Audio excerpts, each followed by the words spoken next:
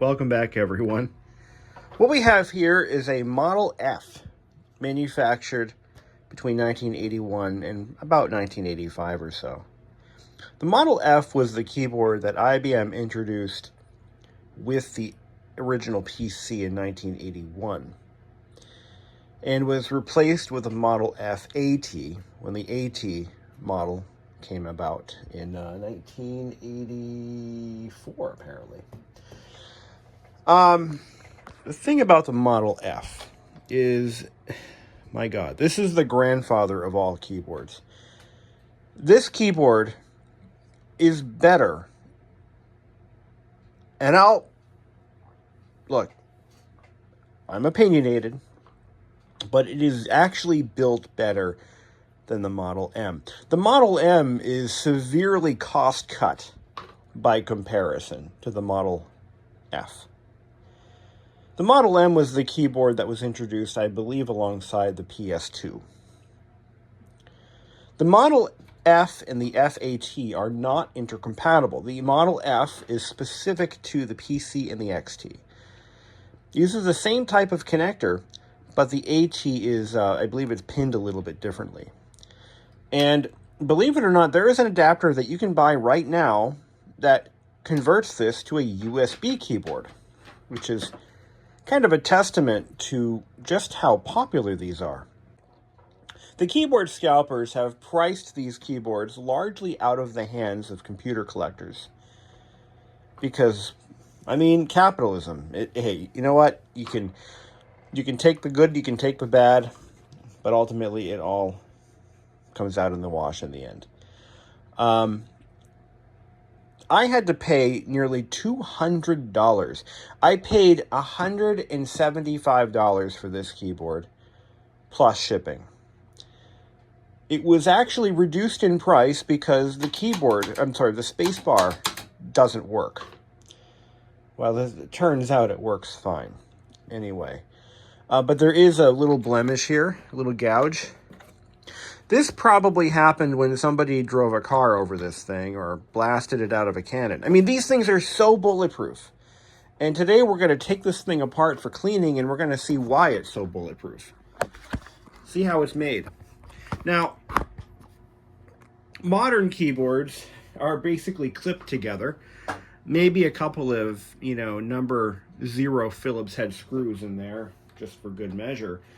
This one requires, of all things, either a hex nut driver or a flat blade screwdriver. Now you know we're in some serious business. When you have to whip out the flat blade screwdriver, you know it's built like a brick shithouse. And in true IBM fashion, look at these. These aren't screws. They're fucking bolts. Look at this. Bolts, man. This thing is bolted together. The bottom plate is steel. When was the last time you saw a keyboard with a steel bottom cover? And not just, this isn't just like, no, this is auto body steel. It's like truck bed steel. Look at how thick this shit is. I don't have my calipers on hand, but look at that. Man, not only that. No, it doesn't end there. We've got another piece of steel. This was, there should be a date here. HiC 5182. So this is probably from 1982. So unplug the cable. Oh, 10785. I called it 10785. It's got these very handy flip-up feet that are built to withstand a nuclear impact, nuclear blast. Well, it was the Cold War. Nuclear blast, not impact. I'm sorry, I got to be careful with my wordage. Now, as I recall, to get this apart, it's just, I thought it was bolted down. No, it just weighs that much. So now we got the guts out of her. She's a little worse for the wear. I think we're going to repaint the bed plate. But look at how thick this plastic, just the shell alone weighs about as much. Just the top shell weighs about as much as, well, maybe a little bit less than a modern day MacBook Air. I'd say, yeah, a little bit less. But, my lord, the heft in this machine, wow. Wow, wow, wow. I don't recall if these keys pop off or not. Yeah, they do. Okay, so we're going to pop all of our keys off, and we're going to get them prepped for washing. And what I want to do, the bed plate is a little corroded, so I'm going to go ahead and repaint it. We'll just give it a good coat of, I'm going to probably use some, I have a variety of different, get this all off. I have a couple of nice, good quality matte black paints I can use, and we'll just make her look brand new again. So this is a buckle spring keyboard, and that's why the keyboard enthusiasts are going after these. Just like the Model M's, these are a buckle spring design. They have a nearly infinite lifespan. They just don't break. Now these were made in a time when, you know, to use a computer, everything was text input. There were no mice. Mice were kind of a new thing. So text and keystroke input was how you navigated and used a computer. And this was designed to be used in an office setting. And I can confirm that the computer that I bought this for was indeed used in a manufacturing facility office, which doesn't surprise me one bit. So why are these worth $200? Well, because of scalpers. People have been buying these up and putting them up for sale on eBay, you know, advertising them as good for gaming, and, well, I mean, they're really good for anything. Word processing is their forte. But they've been selling them for use with USB adapters for modern computers, which I can respect that, because in a way it's kind of like a double-edged sword. The keyboard scalpers have kept these out of the scrapyards. They've kept them over, I'd say within the past 10 years. These have been spared the scrapyard treatment, so the surviving examples are commanding a premium. So $200 to me was a little steep, but in all honesty, I could not be satisfied with anything less on my original IBM XT.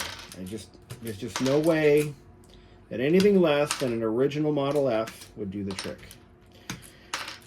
So that's kind of my justification for it, I guess. I've had one of these apart before. It was a while ago, and actually probably about 13 years ago or so. And how do you get the space bar off? It was something with the space bar. You couldn't just snap it off. I could just look it up.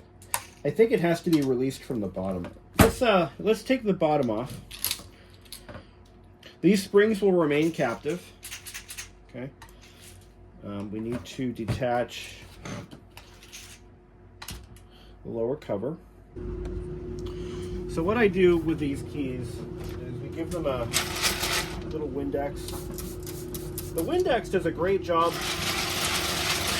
So this is commercial Windex, so it's a little stronger, but it does a really good job of removing 99% of the crap that these keys develop. As long as they're not super egregiously bad. And we hose them out with hot water. Straight from the tap.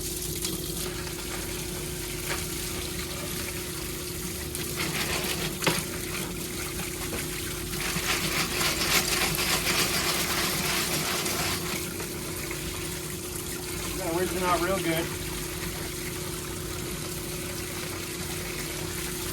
This will get pretty much all the grime off of these keys. Yeah, they all look pretty good now. Then what I'm gonna do, there's no metal on these keys, so we can do this. We're gonna shoot them with a little Clorox cleanup.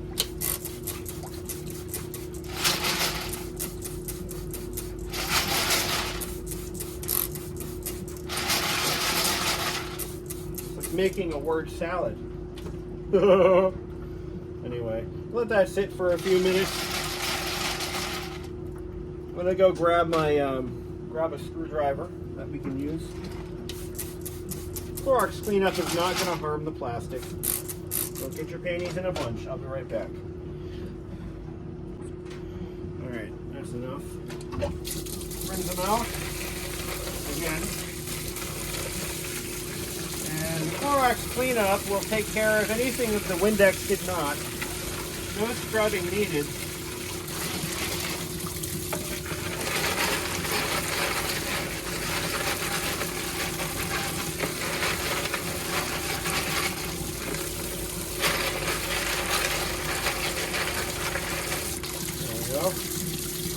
So these keys should all look brand new. Look at that. Have you ever seen a cleaner insert key in your life? How about this? That's the cleanest view I've ever seen. Beauteous. Okay. Now, the next thing we're going to do is we're going to lay these guys out on a towel and let them dry. Okay, so we're going to fold these up into a towel and we're going to shake them out very carefully. Make sure that they all go to the bottom. You don't want any lost keys because I'd have to pay $200 for another keyboard. I don't want to do that. No, thank you. So you just kind of shake them like this to get any loose water out of them. Okay, then just lay them out like so.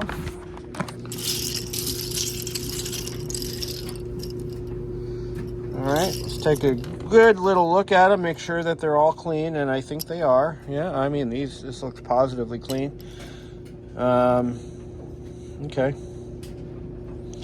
not bad, not bad. Yeah, I think we're good. So these just need to dry. So now we can focus on what matters most, the bed plate. So we're going to use this mallet right here. So there's a bent, that's right, that's where they get you. There's a bent tab right there. And that's really the only thing keeping it together is that one bent tab. So we got to bend it back like so. And I believe just a few taps with our hammer. Like that. And there you go. Now, there's going to be a lot of buckle spring stuff. There we go. Now this, if you have, I can see why the spacebar might have had some problems. So if you're having issues with the keys not working, this is where you want to start. Now you can see there's a lot of buildup on the spacebar contacts, but it just wipes away. It's not a problem.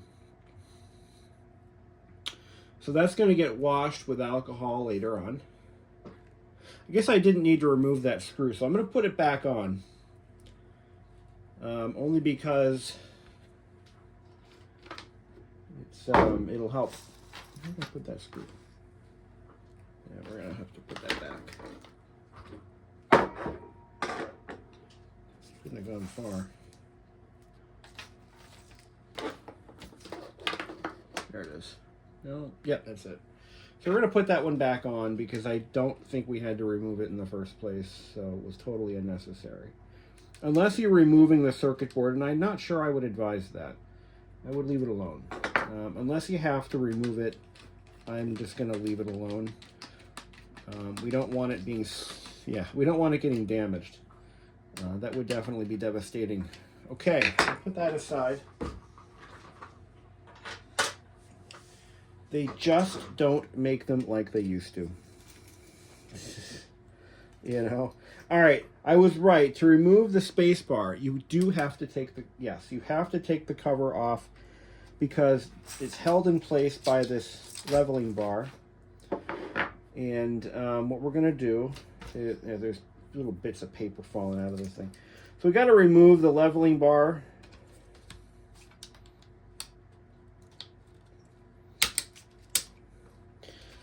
And that will unclip the space bar. So do not try to pull the space bar out like I did. And these are all the same, so you don't have to worry about mixing them up. So that's not really a problem. But these come out as an assembly, like that. And I'm going to just kind of keep them together. We don't need to take these apart. Maybe blow them out with a little bit of air, but we don't need to go crazy and take them apart because it just makes the job more complicated. So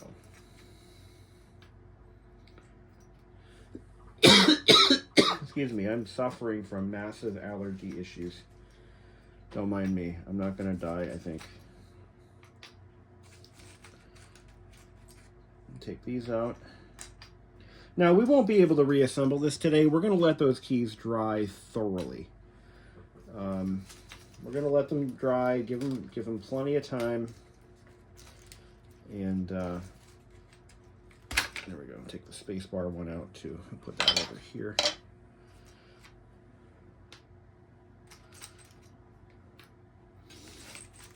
You don't need to watch me do all this. I just gave up. The hell with it.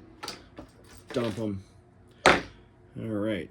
So now we've got, look at the condition that this foam is in. It's incredible. It's in really good shape. So we'll take that off. And now we're down to the bare bed plate. You can see this is what it used to look like. Oh, gross. So we're going to clean this thoroughly under hot water with a little bit of, I'm going to use some degreaser, and we'll try to clean it up and see what it looks like. So we're going to go ahead and paint this. I'm going to use a SEM Trim Black. I have a ton of it, so I'm going to use that. It's good paint. Some of the best paints on the market aren't available retail. You have to go to a paint supplier, to a specialist to get it. And one of these SEM products, there's nothing that can beat them. I might just use that self-etching primer, but actually this right here, this SEM Trim Black, it's going to have the right finish, and it's going to have the durability to go another 40 years. I'll be long dead by then. So I'll paint it outside and see what happens. Okay. Yeah, that's spitting. Let's see.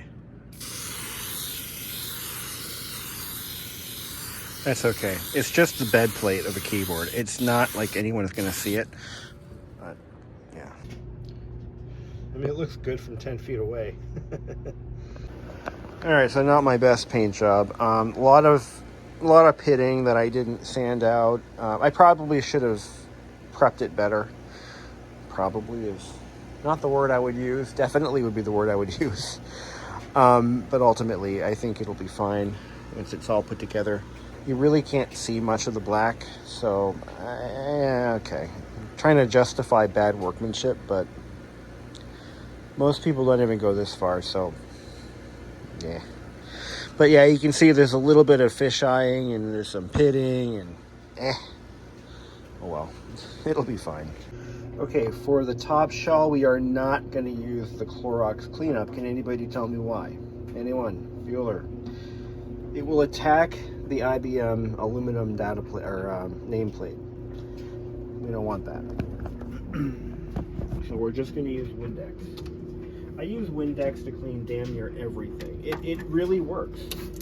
As a mild degreaser, as a surfactant, as it just works. You can clean anything with Windex.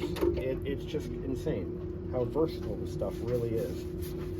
So anyway, I'm going to use a soft sponge, and we're just going to sponge over all of this. Now this one's not an extremely dirty example. It just has a lot of surface dust. That's about all it's got. And it's not really, like I've seen some that were in mechanic shops that were, oh my God, grimy. Those would require a little more effort, but this is just dust and maybe some grime, but it's not egregiously bad. Which is what kind of shocked me at first. Just how clean it was. I mean, it's not clean, but believe me, I have seen worse. Oh my God, have I seen worse. We'll wash it out on the inside. That looks pretty good. I don't think I'm going to need to do anything else with this one.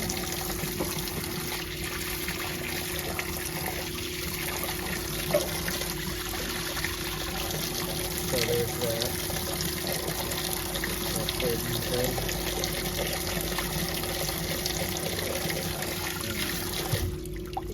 And then we just dry this off with a towel, and that's it. Yep, that's it. I'd say that looks pretty good. Maybe give it a good rub down with some window cleaner after the fact, once you get it put together, just as a final spit shine. But other than this little dent from when a steamroller fell on top of it, it's pretty. But look at how thickly molded that is. We lost the date stamp. My bad. Yeah, that washed right off. Oh well. We have a record of what it was, so I'll write it back in and marker in the back there. Yeah, that looks okay. No missing print. We're going to have to let these dry, though. Before we do anything else, it's got to dry fully. So we'll leave those out for a little while. I'll probably do it overnight, and tomorrow we'll put it back together again. So that's it for tonight, or for today. We've got the base plate painted. We've got all the keys cleaned. We've got the top plate. Oh, bottom plate. Let's do the bottom plate real quick, and then we'll cut to a reassembly. So the bottom plate, which is our, on a modern day keyboard, this would be like the membrane section. This, all we have to do is the microfiber cloth and a little bit of rubbing alcohol. We just need to give it a quick wipe down, and that's all. What's interesting is how these keyboards actually work is these contacts are actually not conductive. It uses the capacitive touch principle to initiate a keystroke. So on a buckling spring keyboard, when the keys press down, at a point of yield, this little contact will spring down and snap onto the pads. But it does not close a circuit in the way that you might think it does. As I understand it, it changes the capacitance values within the PCB, and I am not an engineer and I cannot explain how that works, but I look at it this way. There's a signal passing through one half of the grid, and when the key is depressed, it changes the, I don't know. Dancing pixies do their thing, and we don't ask why. But on a modern day membrane keyboard, it actually, I believe, does close a circuit to a limited amount of resistance, or high resistance. But yeah, so this kind of works. This actually does kind of work in the same way that a touchpad works. You could type with your bare fingers, if I'm not mistaken. Because your bare fingers can actually do the typing for you. They can provide the capacitance change needed. I should prove that, actually, right now. I should do that. I don't know. All right, I'm not in the mood to do it right now. But I do believe you could actually type on this with your bare fingers, and it would actually work. Which is kind of cool. Anyway, so I found out that this may be an earlier design of the Model F because it does, the space bar is held in by a balance bar. Not a snack bar, but a balancing beam. What the purpose of that bar, by the way, which is this little guy here, is when you press 1/2 of the space bar on one side, it actually works. It works in the same way that the excuse me, stabilizer bar in your car works. It's like a torsion beam, and when you press down on one side, it twists this rod and it pulls the other side of the space bar down along with it. And that's exactly how the anti-roll or stabilizer bars work in an automobile. Little fun fact there. So while we wait for the keys to dry, we're going to just kind of let this thing chill in pieces, rest in pieces, as it might be. And we'll get to this tomorrow, hopefully. In the meantime, yeah. All right, so I've given it some time, and I think we're ready to reassemble. So let's go ahead and grab the bed plate. Put this guy aside. And pretty much reassembly is the opposite of assembly. So hence the name reassembly. Slide your now I guess a lot of these, the foam is in pretty rough shape. I really lucked out. This one is it's like a closed cell foam, and it's in really good condition, with really no visible degradation of any kind. So I guess I got a good one. Excuse me. I am so sorry. I am really having a hard time with these allergies lately. All right, so we're going to, I'm going to raise this up. I think what I'll do is put something under it. You could use Post-it notes. I think that's what I'm going to use. You want to raise it up so that the Huzimawatsuts drop right in like that. You know what I'm saying? So maybe what I'll do, I'm going to put another set of these. There we go. Now we're thinking. Do I have any more? Oh, I know what I can use. Solid state drive. Look at that. There we go. Look at that. And we're just going to drop these in one by one. They're all the same. At least they should be. And this is going to take some time, so I'm not going to film all this. But you get the idea. We put these guys in, then we put the plungers in, or the springs, the buckle springs. And that's basically all there is to it, my friends. Make sure these springs don't fall off, because that would be really bad. Like, super bad. Like the movie, Superbad. Which was, in and of itself, pretty bad. Am I thinking of the right movie? I think I am. Is that the one where that McLovin guy is in? With the Jonah Hill and the Michael Cera? Yeah, I think that's the one I'm thinking of. That movie super sucked. But then again, wasn't my forte. Alrighty then. You get the idea.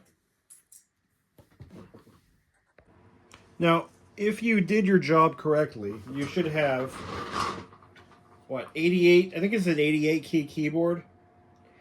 So you should have 88 of these little flappy doohickeys with the springs on them. And then the 88 sockets. If you didn't do your job correctly, you will be screwed. That means your cat may have lifted some of these parts off of your bench while you weren't looking, or something to that effect. Okay, so now we need to go ahead and make sure I have the space bar in the correct direction. I think I do. Yeah, that's about right. So then what we're going to do is we're going to put the balancing bar, or the torsion bar, in there.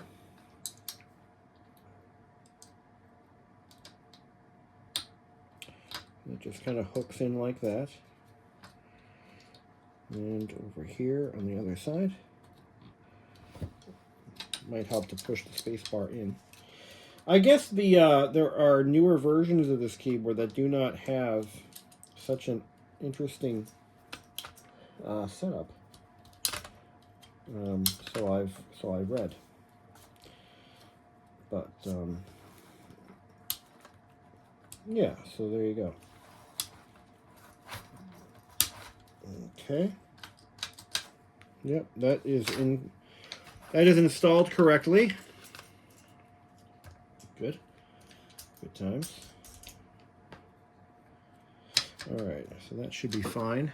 So now we can put the base plate back on. Before I do that, I'm going to just spray some compressed air. Carefully spray some compressed air to remove any debris that may be lurking. There we go. Very nice, very nice, very nice, very nice. Okay. Now let's get our base plate, circuit board, whatever you want to call it. Look at how, I just want to just appreciate for a minute here just how built this mofo is. I mean, we're talking, there's some heft here, okay? And this isn't a membrane. This is a circuit board that is curved and held in place by heavy metal rivets.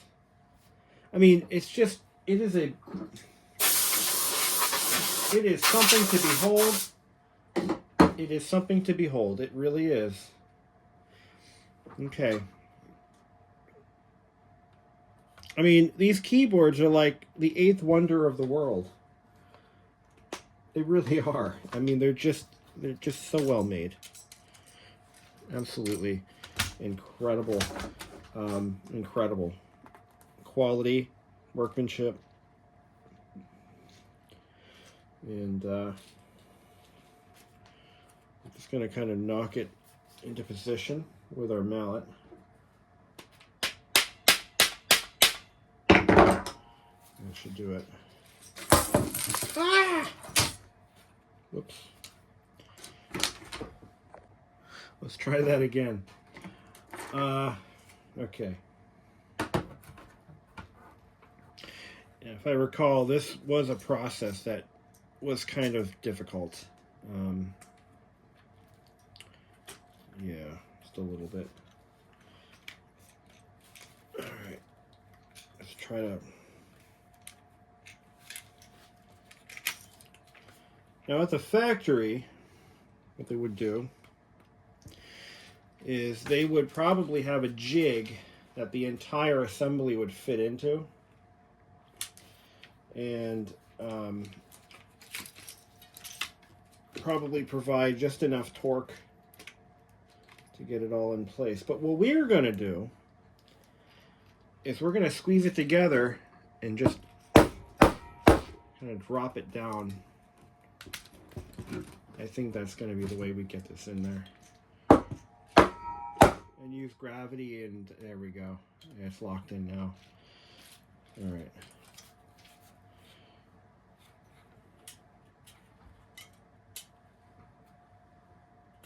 Well, I'm not really sure about that, because some of these don't appear to be free floating like they're supposed to be.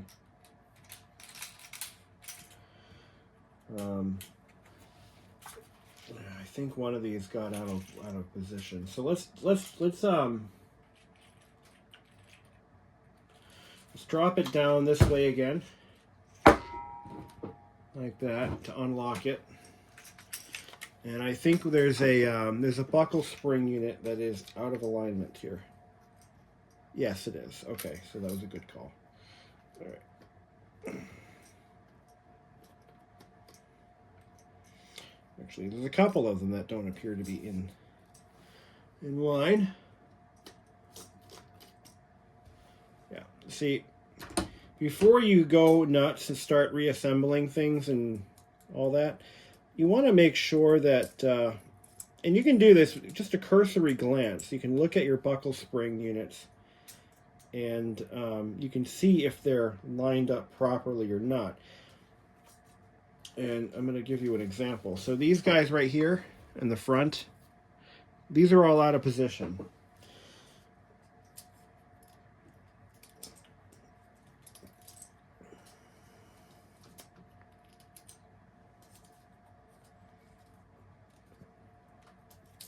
So if I were to have continued on, I would have been sorely disappointed, as I would have dead keys and stuck keys and all that happy crap, which that wouldn't be good for anybody, especially not me. So let's put this back on. Oh, this is out of position. All right. Okay.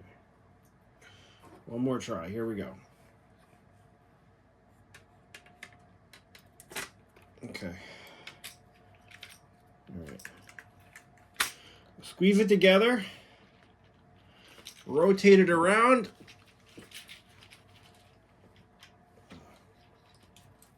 And then drop it like that. There we go. So now what we need to do is double check our work and look at every one of these and make sure that they all move freely.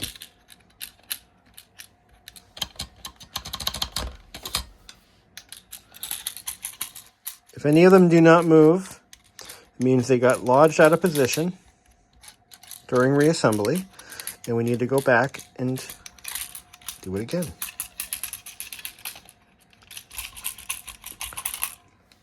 That's really all there is to it. You know the space bar works. Hear that click? That's the click of joy, as Balki Bartokomous would say. Tick of joy. Colson Appleton. Anyway, I don't do a very good Balki impression. Maybe you can do a better one. All right, now we can go ahead and start reassembling the entire keyboard. I'm not going to bother filming that because it's pretty self-explanatory. Okay, so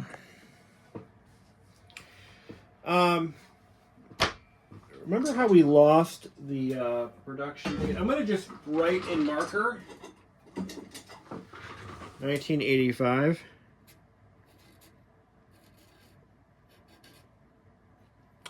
Just as a reminder. So it's pretty clear that this base plate was designed for multiple systems in mind and multiple mounting methods. You can see there's cutouts here, here, here, and here. And in this application, it just sits in here. Make sure that the board is in front of or below this post, because it will very easily sit on top of it, and then you're going to have an alignment issue. But there's no real alignment dowels or mounting plate. No, there's nothing. It's just bam.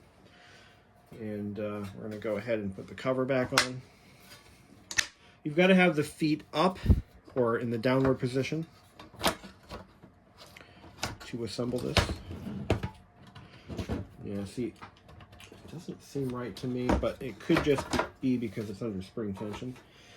So we're going to go ahead and put the cable back in place. And I mean, this is correct. This is how it goes in. And you can look at the other side and you can see that the space bar lines up where the space bar lines up. And it's just very, very crude. Crudely designed, crudely built. Doesn't make it bad.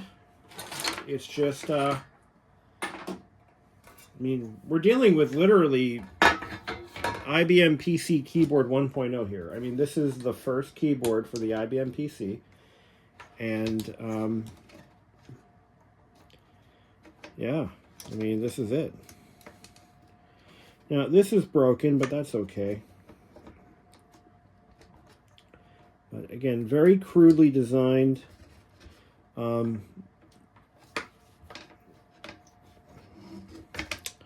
mean, if the Titanic were built as well as this keyboard, we wouldn't be having all these discussions about, you know, survivors and all that. because everyone would have survived. Yeah. So this is a ground strap, and it has to be attached right there. Again, we're not dealing with super sophisticated. It's just, man, I don't even know. I don't even know. Let's see if we can get it to stay in place.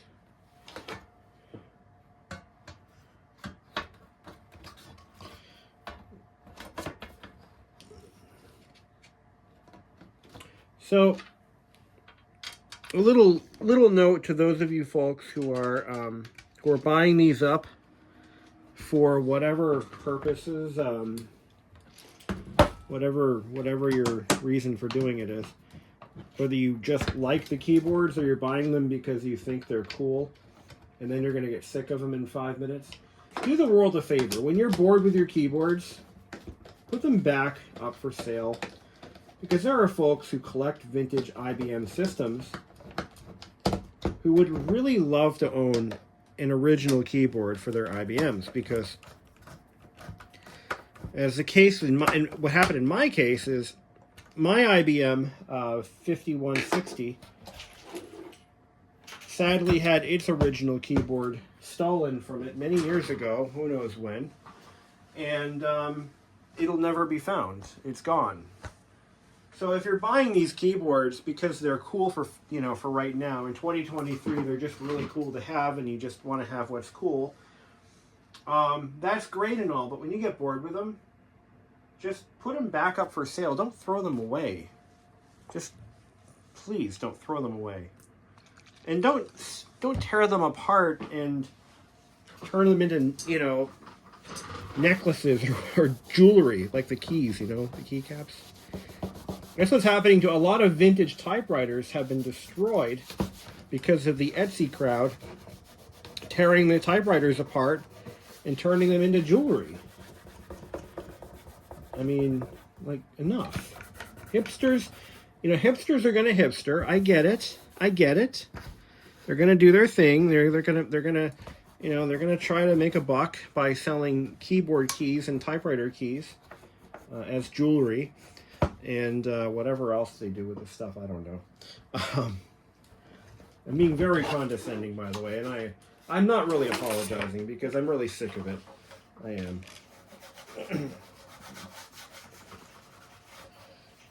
But whatever. I guess I'm looking at it wrong.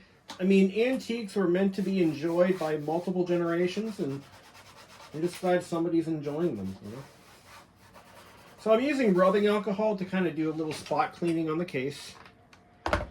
We are missing a cork pad, which there are folks out there who are reproducing those, which is kind of cool. But this is what it looks like before the keys go on. I mean, the base plate paint job isn't perfect, but it's good enough for government work. And we're going to put all the keys back in. What I've found to be easier is kind of like building a puzzle. Work your way out and then work your way in. Get your border keys in first. It makes it easier. It makes it faster to start snapping in the regular keys. F1 through F10, sorry. Those are pretty self-explanatory. 1, 2, 3, 4, 5, 6, 7, 8, 9, 10. And then you've got, and again, this is an 88 key layout, so you can't look at your normal keyboard and use it as reference. So I'm going to pull up an 88 key keyboard on my computer and look at it as a reference. So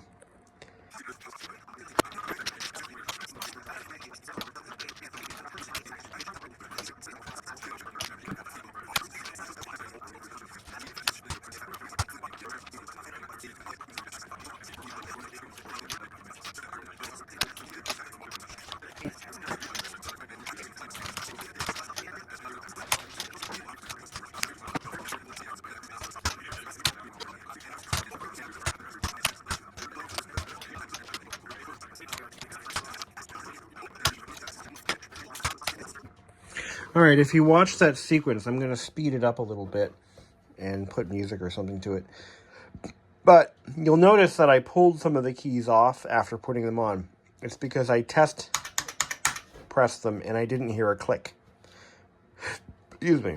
So what can happen is sometimes those buckle spring units can get stuck, and you have to kind of massage it, wiggle it around, and then put the key back on.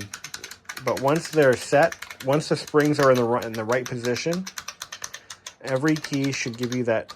Oop, there's a clunker right there. So number 4 is a clunker, so we got to go back and take it off. Thank God these are removable relatively easily. And we're just going to make sure that that spring is moving freely and that the little piece on the end is doing its job. So if the spring fails to land in the correct spot, now you can also take the whole keyboard and maybe put it in like this. But in order for it to work, the spring has to land right on the on that far. There's like a little depression down there at the end. I can't really point it out here. So there's a little ramp. At the end of that ramp, there's a little piton that it has to sit into. Well, if it doesn't sit into that little piton, it's not going to work. So there you go. 1, 2, 3, 4, 5, 6, 7, 8, 9, 0, minus, plus, back, no. There's another one. It failed to land. So you got to test these as you're putting them in. And then maybe test them again. So this has to be freely moving, and that spring has to land in just the right spot. There we go. 1, 2, 3.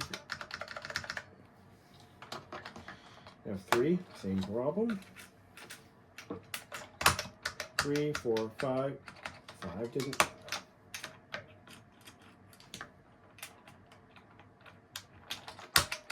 6. Wow, I guess I didn't do my job.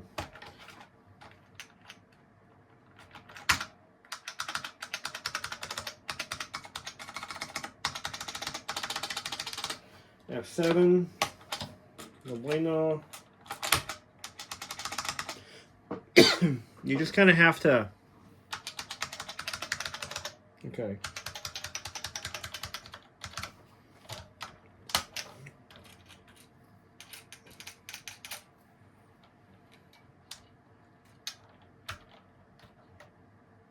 Oops.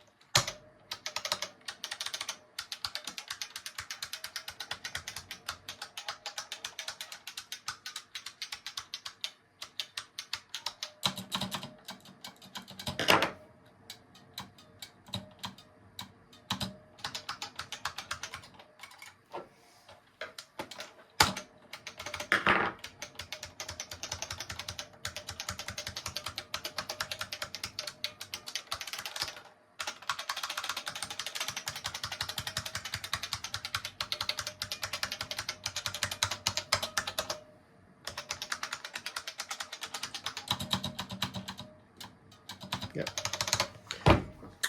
Done. Okay. This keyboard is ready for action. Okay, that was exciting. What do you think? So that is how you go through a Model F.